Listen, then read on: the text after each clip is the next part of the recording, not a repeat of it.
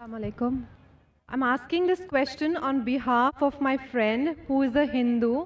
His name is Sachin and is an actor by profession. He would like to know why Muslim women are not allowed in the Qabristan or graveyard, and if it is the grave that women are not allowed to visit, then does that include the dargah?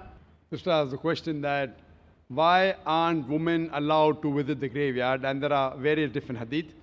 There are hadith in Sahih Bukhari in which the Prophet said he prevented the women from going to the grave. And the reasons may be many, because maybe they are very emotional and they may not be able to take the death of a human being. That's one of the reasons. And furthermore, there are other occasions in which the Prophet said that these women are not allowed because of the deeds. That may restrict certain women because of their deeds.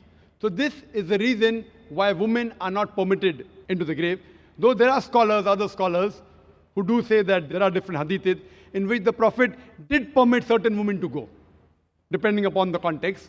As far as the question is concerned that about the grave, the beloved Prophet Muhammad ﷺ said that a person should visit the grave, it will remind you of your akhirah. That means it reminds you that finally you have to die.